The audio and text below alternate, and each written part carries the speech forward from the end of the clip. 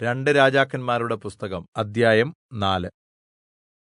പ്രവാചകശിഷ്യന്മാരിൽ ഒരാളുടെ ഭാര്യ എലീശയോട് നിലവിളിച്ചു പറഞ്ഞത്, നിന്റെ ദാസനായിരുന്ന എന്റെ ഭർത്താവ് മരിച്ചുപോയി.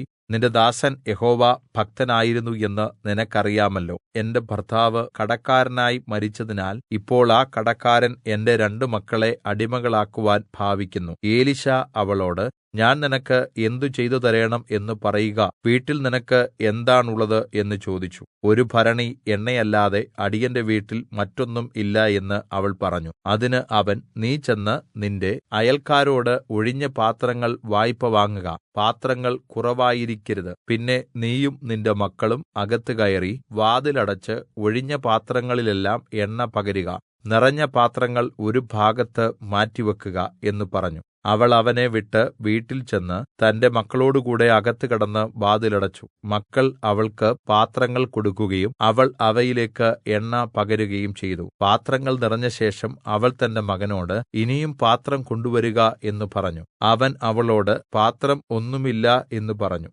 അപ്പോൾ എണ്ണ നിന്നുപോയി. അവൾ ചെന്ന് ദൈവപുരുഷനോട് ഈ കാര്യം അറിയിച്ചു. നീ പോയി ഈ എണ്ണ വിറ്റ് കടം വീട്ടുക, മിച്ചമുള്ള പണം കൊണ്ട് നീയും മക്കളും ഉപജീവനം കഴിച്ചുകൊള്ളുക എന്ന് പറഞ്ഞു. ഒരു ദിവസം എലീശാ ശൂനേമിലേക്ക് പോയി. അവിടെ ധനികയായൊരു സ്ത്രീ ഉണ്ടായിരുന്നു. അവൾ അവനെ വീട്ടിൽ ഭക്ഷണം കഴിക്കുവാൻ വരേണം എന്ന് നിർബന്ധിച്ചു. അതിനുശേഷം അവൻ ആ വഴി പോകുമ്പോഴൊക്കെയും ഭക്ഷണത്തിന് അവിടെ കയറും. അവൾ തന്റെ ഭർത്താവിനോട്, നമ്മുടെ വഴിയിലൂടെ മിക്കവാറും കടന്നുപോകുന്ന ഇയാൾ വിശുദ്ധനായൊരു ദൈവപുരുഷൻ എന്ന് ഞാൻ അറിയുന്നു. നമുക്ക് വീട്ടിൻ മുകളിൽ ഒരു ചെറിയ മാളികമുറി ഉണ്ടാക്കാം. അതിൽ ഒരു കട്ടിലും മേശയും കസേരയും നിലവിളക്കും വെക്കാം. അവൻ നമ്മുടെ അടുക്കൽ വരുമ്പോൾ അവന് അവിടെ പാർക്കാമല്ലോ എന്ന് പറഞ്ഞു. പിന്നെ ഒരു ദിവസം അവൻ അവിടെ വരുവാൻ ഇടയായി. അവൻ ആ മാളികമുറിയിൽ കയറി അവിടെ കിടന്നുറങ്ങി. അവൻ തന്റെ ഭൃത്യനായ ഗേഹസിയോട്, ശൂനേംകാരത്തിയെ വിളിക്ക എന്ന് പറഞ്ഞു. അവൻ അവളെ വിളിച്ചു. അവൾ അവന്റെ മുമ്പിൽ വന്നുനിന്നു.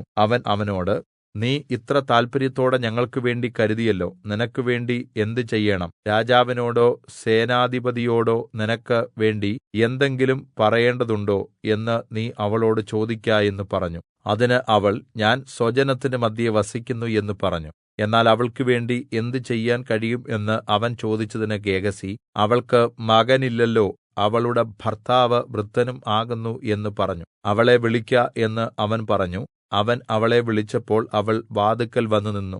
അപ്പോൾ അവൻ, വരുന്ന ആണ്ടിൽ ഈ സമയമാകുമ്പോൾ നീ ഒരു മകനെ മാറിൽ അണയ്ക്കുവാൻ ഇടയാകും എന്ന് പറഞ്ഞു. അതിനവൾ, അല്ല, ദൈവപുരുഷനായ എന്റെ യജമാനനെ, അടിയനോട് ഭോഷ്ക് പറയരുതേ എന്ന് പറഞ്ഞു. ആ സ്ത്രീ ഗർഭം ധരിച്ച് പിറ്റേ ആണ്ടിൽ എലീശാ അവളോട് പറഞ്ഞ സമയത്ത് തന്നെ ഒരു മകനെ പ്രസവിച്ചു. ബാലൻ വളർന്നപ്പോൾ ഒരു ദിവസം അവൻ കൊയ്ത്തുകാരോട് കൂടെ ഇരുന്ന തന്റെ അപ്പന്റെ അടുക്കൽ ചെന്നു. അവൻ അപ്പനോട്, എന്റെ തല എന്ന് പറഞ്ഞു. അവൻ ഒരു ബാല്യക്കാരനോട്, ഇവനെ എടുത്ത് അമ്മയുടെ അടുക്കൽ കൊണ്ടുപോകുക എന്ന് പറഞ്ഞു. അവൻ ബാലനെ എടുത്ത് അവന്റെ അമ്മയുടെ അടുക്കൽ കൊണ്ടുചെന്നു. അവൻ ഉച്ചവരെ അവളുടെ മടിയിൽ ഇരുന്ന ശേഷം മരിച്ചുപോയി. അപ്പോൾ അവൾ മാളികമുറിയിൽ കയറിച്ചെന്ന് അവനെ ദൈവപുരുഷന്റെ കട്ടിലിൽ കിടത്തി വാതിലടച്ച് പുറത്തിറങ്ങി. പിന്നെ അവൾ തന്റെ ഭർത്താവിനെ വിളിച്ചു, ഞാൻ വേഗത്തിൽ ദൈവപുരുഷന്റെ അടുക്കൽ പോയി വരേണ്ടതിന് എനിക്കൊരു ഭൃത്യനെയും ഒരു കഴുതയെയും തരണമേ എന്ന് പറഞ്ഞു. അതിന് അവൻ, ഇന്ന് നീ അവന്റെ അടുക്കൽ പോകുന്നത് എന്തിന്? ഇന്ന് അമാവാസിയോ ശബ്ബത്തോ അല്ലല്ലോ എന്ന് പറഞ്ഞു. സാരമില്ല എന്ന് അവൾ പറഞ്ഞു. അങ്ങനെ അവൾ കഴുതപ്പുറത്ത് കോപ്പിട്ട് കയറി ഭൃത്യനോട്, കഴുതയെ വേഗത്തിൽ തെളിച്ച് വിടുക, ഞാൻ പറഞ്ഞല്ലാതെ വഴിയിൽ എവിടെയും നിർത്തരുത് എന്ന് പറഞ്ഞു. അവൾ കർമ്മേൽ പർവ്വതത്തിൽ ദൈവപുരുഷന്റെ അടുക്കൽ എത്തി. ദൈവപുരുഷൻ അവളെ ദൂരത്ത് കണ്ടപ്പോൾ തന്റെ ബാല്യക്കാരനായ ഗേഹസിയോട്, അതാ ശൂനേംകാരത്തി വരുന്നു, നീ ഓടിച്ചെന്ന് അവളെ എതിരേറ്റ്, സുഖം തന്നെയോ? ഭർത്താവ് സുഖമായിരിക്കുന്നുവോ? ബാലന് സുഖമുണ്ടോ എന്ന് അവളോട് ചോദിക്കണം എന്ന് പറഞ്ഞു. സുഖം തന്നെ എന്ന് അവൾ പറഞ്ഞു. അവൾ പർവ്വതത്തിൽ ദൈവപുരുഷന്റെ അടുക്കൽ എത്തിയപ്പോൾ അവന്റെ കാൽക്കൽ വീണു. ഗേഹസി അവളെ പിടിച്ചുമാറ്റുവാൻ അടുത്തു ചെന്നപ്പോൾ ദൈവപുരുഷൻ, അവളെ വിടുക, അവൾക്ക് വലിയ മനോവ്യസനം ഉണ്ട്. യഹോവ അത് എന്നെ അറിയിക്കാതെ മറച്ചിരിക്കുന്നു എന്ന് പറഞ്ഞു. ഞാൻ യജമാനനോട് ഒരു മകനെ ചോദിച്ചിരുന്നുവോ? എന്നെ ചതിക്കരുതേ എന്ന് ഞാൻ പറഞ്ഞില്ലയോ എന്ന് അവൾ പറഞ്ഞു. ഉടനെ അവൻ ഗേഹസിയോട്, നീ അരകെട്ടി എന്റെ വടിയും കയ്യിലെടുത്ത് പോകുക. നീ ആരെയെങ്കിലും കണ്ടാൽ വന്ദനം ചെയ്യരുത്. നിന്നെ വന്ദനം ചെയ്താൽ പ്രതിവന്ദനം പറയുകയും അരുത്. എന്റെ വടി ബാലന്റെ മുഖത്ത് വെക്കണം എന്ന് പറഞ്ഞു. എന്നാൽ ബാലന്റെ അമ്മ യഹോവയാണ നിന്റെ ജീവനാണ, ഞാൻ നിന്നെ വിടുകയില്ല എന്ന് പറഞ്ഞു. അങ്ങനെ അവൻ എഴുന്നേറ്റ് അവളോടുകൂടെ പോയി. ഗേഹസി അവർക്ക് മുമ്പായി ചെന്ന് വടി ബാലന്റെ മുഖത്ത് വെച്ചു. എങ്കിലും ബാലൻ അനങ്ങുകയോ ഉണരുകയോ ചെയ്തില്ല. അതുകൊണ്ട് അവൻ അവനെ എതിരേൽക്കുവാൻ മടങ്ങിവന്നു. ബാലൻ ഉണർന്നില്ല എന്ന് അറിയിച്ചു. എലീശാ വീട്ടിൽ വന്നപ്പോൾ തന്റെ കട്ടിലിൽ ബാലൻ മരിച്ചു കിടക്കുന്നത് കണ്ടു. താനും ബാലനും മാത്രം അകത്ത് ഉണ്ടായിരിക്കെ അവൻ വാതിൽ അടച്ച് യഹോവയോട് പ്രാർത്ഥിച്ചു. പിന്നെ അവൻ കയറി ബാലന്റെ മേൽ കിടന്നു. തന്റെ വായ് ബാലന്റെ വായ്മേലും തന്റെ കണ്ണ് അവന്റെ കണ്ണിന്മേലും തന്റെ ഉള്ളംകൈകൾ അവന്റെ ഉള്ളംകൈമേലും വെച്ച് അവന്റെ മേൽ കമിഴ്ന്നു കിടന്നപ്പോൾ ബാലന്റെ ദേഹത്തിന് ചൂടുപിടിച്ചു. അവൻ ഇറങ്ങി മുറിയിൽ അങ്ങോട്ടും ഇങ്ങോട്ടും നടന്നിട്ട് പിന്നെയും കയറി അവന്റെ മേൽ കവിണ്ണുകിടന്നു. അപ്പോൾ ബാലൻ 7 പ്രാവശ്യം തുമ്മി കണ്ണ് തുറന്നു. അവൻ ഗേഹസിയെ വിളിച്ചു. ശൂനേംകാരത്തിയെ വിളിക്ക എന്ന് കല്പിച്ചു.